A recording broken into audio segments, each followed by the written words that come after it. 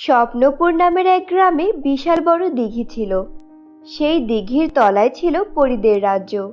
সেখানে থাকতো কারিনা নামের এক গরিব পরী। কারিনা পরীর নিজের বলতে ছিল শুধুমাত্র তার মেয়ে রাঙা পরী।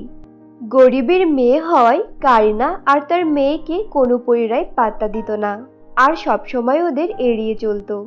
এতে কারিনা পরী ও তার মেয়ে খুব কষ্ট পেত। মা মা জানো, আজকে আমাকে মিলা আর মল্লিকা পরী অযথাই খুব মেরেছে, আর অনেক বাজে কথাও বলেছে। আমি তো ওদের সাথে একটু বাজে ব্যবহার করি না, তাহলে সব সময় কেন ওরা আমার সাথে এমন করে? তুই এভাবে কাঁদিস না মা। এই রাজ্যে সবাই অনেক ধনী, তাই কেউ পরী হিসাবে আমাদের মানতেই চায় না। আমরা বড়লোক হই বা গরিব, আমরাও তো পড়ি, তাই আমাদের এখানে সমান অধিকার আছে। ওরা আমাদের সাথে এমন করতে পারে না মা। অযথা ওদের সঙ্গে তর্কে জড়াস না রাঙা। আমি একটা সিদ্ধান্ত নিয়েছি। আজকে রাতে আমি তোকে নিয়ে এই রাজ্য ছেড়ে চলে যাব। এখানে পরী হিসাবে আমাদের কেউই গণ্য করে না, তাই পৃথিবীতে গিয়ে সাধারণ মানুষের মতো আমরা জীবনযাপন করব। একদম আর এই রাজ্যে ফিরে আসবো না। মায়ের কথা শুনে রাঙা পরীর অনেক মন খারাপ হয়, কারণ পরীর রাজ্যে কিছু কিছু জায়গা ওর ভীষণ কাছের ছিল। অনেক স্মৃতি জড়িয়ে ছিল এখানে রাঙার। কিন্তু মায়ের মুখের উপর কোনো কথা বলতে পারে না রাঙা পরী। রাত হতেই বেরিয়ে পড়ে ওরা, আর পৃথিবীতে চলে আসে। মা, তুমি তো হঠাৎ করে সিদ্ধান্ত নিয়ে এখানে চলে এলে, কিন্তু এবার আমরা কোথায় যাব? একবার যখন রাজ্য থেকে বেরিয়ে এসেছি, তো থাকার জায়গা নিশ্চয় জোগাড় হয়ে যাবে। এটা বলে ওরা দুজন হাঁটতে শুরু করে। পৃথিবীতে স্বপ্নপুর গ্রামে থাকতো এক অনাথ মেয়ে। ওর নাম ছিল ঈশিতা। ঈশিতা একটা ছোট্ট বাড়িতে থাকতো। ওর আপন বলতে কেউই ছিল না। ধুর বাবা, আজকে একদম ঘুম আসছে না, কেমন যেন লাগছে, শুয়ে থাকতেও ইচ্ছে করছে না। এভাবে থাকলে এখন খুব রাগ উঠবে, হাত পা কামড়াতে শুরু করব, তখন নিজের উপরেই রাগ হবে। তার চেয়ে বরং একটা কাজ করি, রাতের আকাশের তারাগুলো এক এক করে গুনতে থাকি। এটা ভেবে ঈশিতা বাইরে বেরিয়ে আসে, আর আকাশের দিকে তাকিয়ে তারা গুনতে থাকে। এদিকে কারিনা পরী তার মেয়ে রাঙা পরীকে নিয়ে হাঁটতে শুরু করে। মা, আর কতক্ষণ হাঁটবো বলো তো? আমার কিন্তু পা ব্যথা হয়ে গেছে, এখন একটু বসবো। না না রাঙা, আর একটু এগিয়ে যাই, নিশ্চয়ই এমন কোনো জায়গা পাবো যেখানে আমরা থাকতে পারবো। এই নিয়ে ওরা দুজন কথা বলছিল, তখন ওদের ঈশিতা দেখতে পায়, আর ওদেরকে দেখে অবাক হয়ে যায়। ও মা, এ যে সত্যি সত্যি পরী! কিছুটা অবাক হয়ে ওদের দিকে তাকিয়ে থাকে। আর এদিকে কারিনা পরী ওর মেয়েকে নিয়ে ঈশিতার সামনে এসে পড়ে। নিজেদের রূপ নিয়ে থাকায় কারিনা খুব ভয় পেয়ে যায়, তাই সে ঈশিতাকে বলে, তুমি দয়া করে আমাদের কথা পৃথিবীর কাউকে বলো না। আসলে আমরা অসহায় হয়ে এখানে চলে এসেছি। আমরা পরীর রাজ্যে থাকতাম, কিন্তু অনেক গরিব হয় সেখানকার পরীরা সবসময় আমাদের অবহেলা করত, আর অনেক আজে বাজে কথা বলতো। অমন জীবন আমরা মেনে নিতে পারছিলাম না, তাই সেখান থেকে মুক্তি পেতে আমরা এখানে লুকিয়ে চলে এসেছি। কারিনা পরী সব কথা খুলে বলে ঈশিতাকে। ঈশিতাও অনেক ভালো মেয়ে ছিল, তাই সব কথা মনোযোগ দিয়ে শুনতে থাকে। আপনারা ঘাবড়ে যাবেন না, ভয় পাওয়ার কিছুই নেই। আমি কাউকে কিচ্ছু বলবো না যে আপনারা পরী। ঈশিতার কথা শুনে দুই পরী খুব খুশি হয়।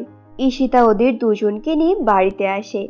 এটা হলো আমার ছোট্ট বাড়ি, আমার মা বাবা কেউ নেই, আমি অনাথ একটা মেয়ে, তাই নাকি ঈশিতা? তো তোমার এখানে থাকতে ভয় লাগে না? না, আমার একটুও ভয় করে না। প্রথম প্রথম অনেক ভয় করতো, কিন্তু আমি এখন সব পরিস্থিতিতে নিজেকে মানিয়ে নিতে শিখেছি।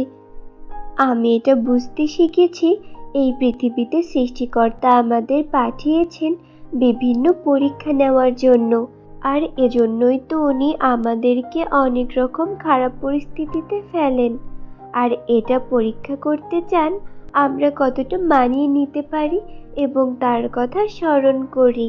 তুমি তো খুব বুদ্ধিমানের মতো কথা বলো ঈশিতা, কিন্তু আমার তো একটু ভালো লাগছে না, খুব ক্লান্ত লাগছে। আচ্ছা, তুমি কি আমাদের এখান থেকে যেতে বলবে? না, আমি চলে যেতে বলবো না। ইচ্ছা করলে আপনারা এখানে থেকে যেতে পারেন, আমার তো কেউই নেই। আপনি তো আমার মায়ের মতো, আর তুমি হলে আমার বোনের মতো। যদি নিজের বোন মনে করো তাহলে আমার এই ছোট্ট বাড়িতে বরাবরের মতো থেকে যেতে পারো তোমরা। ঈশিতার কথা শুনে ওরা দুজনেই খুব খুশি হয়। তুমি আমাকে মা বলে ডাকবে।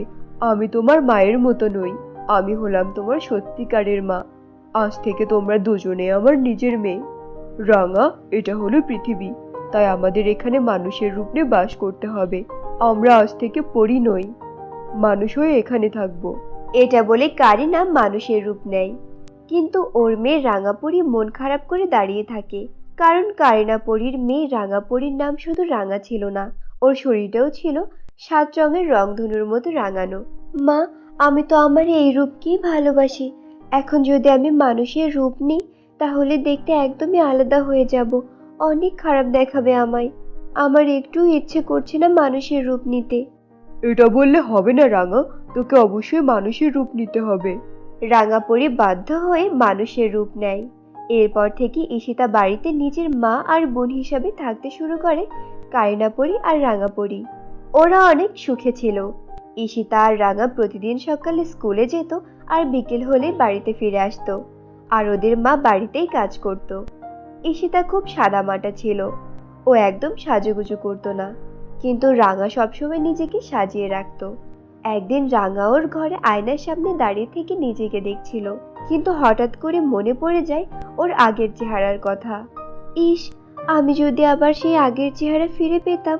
এত এত সেজেগুজেও আমাকে অতটা সুন্দর লাগে না। স্কুলে সবাই আমাকে দেখে পাগল হয়ে যাবে যদি এই রাঙাপরির চেহারা দেখে। এটা বলতেই ঘরে ওর মা আসে আর বলে, বলেও এমনটা ভাববি না রাঙা, মনে রাখিস এটা পৃথিবী, আর আমরা হলাম মানুষ। অতীতে কি ছিলাম এটা একদম ভুলে যা। আমরা কখনোই অতীতে ফিরে যেতে পারবো না, আর যদি যাওয়ার চেষ্টা করি তাহলে কিন্তু ভালো চাইতে খারাপই বেশি হবে। উফ মা, তুমি সবসময় একই কথা বলে মাথা ধরিয়ে দিও না তো। আয়নার সামনে দাঁড়িয়ে নিজের সাথে কোনো কথা শেয়ার করতে পারবো না নাকি? এটা আবার কেমন জীবন? জীবনে এত বাধা আমার ভালো লাগে না। নিজের ইচ্ছা মতো ঘুরবো, চলবো, ফিরবো, কোনো সমস্যা ফেস করতে আমার একটু ভালো লাগে না। অসহ্য হয়ে যাচ্ছে সবকিছু। এটা বলেও ঘর থেকে রেগে মেগে চলে যায়। কিছুক্ষণ পর ঈশিতা বাড়ি ফিরে আসে, অনেক হাট বাজার করে। তারপর ওর মায়ের সঙ্গে রান্না করে। রান্না করতে করতে কারিনাপরি ঈশিতাকে রাঙাপরির ব্যাপারে সব খুলে বলে। এই রাঙা, অনেক রাত হয়ে গেছে, এখন শোবি না? না, আমি এখন শোবো না। আমার চেহারা একদমই বিবর্ণ হয়ে গেছে, কোনো রং নেই। তাই আমি কিছু দামি দামি প্রোডাক্ট এনেছি, এগুলো ইউজ করব, তারপর ঘুমোতে যাব। এটা বলে রাগা ওয়াশরুমে যায়। রাগা ফেসিয়াল করতে করতে হঠাৎ ওর মাথায় আসে যে ওর নিজের রূপে ফিরে যাবে। আরে কি বোকা, এতদিন ধরে মানুষের রূপ নিয়ে থাকতে থাকতে বোর হয়ে যাচ্ছি, তবুই আইডিয়াটা আমার মাথায় আসেনি। এখন তো রাত, সবাই ঘুমাচ্ছে, তাই আমি যদি এখন নিজের চেহারায় ফিরেও যাই কেউ টেরই পাবে না। তাই রাতের বেলায় নিজের রূপ নিয়ে বাইরে শান্তিতে তো ঘুরতেই পারি। এমনটা ভেবে রাঙা ওর নিজের রূপ নেয়, হয়ে যায় রাঙাপরি। তারপর বাইরে মনের আনন্দে ঘুরে বেড়াতে লাগে। সে গ্রামেই থাকতো এক দুষ্টু জাদুকর্ণী। সেই রাতে সেখান দিয়ে যাওয়ার সময় রাঙাপরিকে দেখে ফেলে। আরে, এই যে দেখি একটা পরী, তাও আবার 7 রঙের রাঙা, মানে রাঙা পরী। এই পরীর কলিজা যদি আমি একবার খেতে পারি তাহলে আমি হব পৃথিবীর সব থেকে বড় জাদুকর্ণী। আহা কি আনন্দ আকাশে বাতাসে, আহা কি আনন্দ আকাশে বাতাসে। না না, এই গানটা আমার একদম ভালো লাগছে না, অন্য কোনো গান গাই। এই পথ যদি না শেষ হয় তবে কেমন হতো। আরে রাঙাপরি, তুই কি সব উল্টোপাল্টা গান গাইছিস? বল যে, এই রাত যদি না শেষ হয় তবে কেমন হতো, তুই বল তো রাঙাপরি। অনেক ভালো হতো, তাই না বল? আমি এভাবেই রাতের আকাশে এই চাঁদের আলোয় মনের আনন্দে উড়ে বেড়াতাম আর শান্তি অনুভব করতাম। নিজের রূপ নিয়ে রাঙাপরি পাগলের মতো ঘুরতে শুরু করে।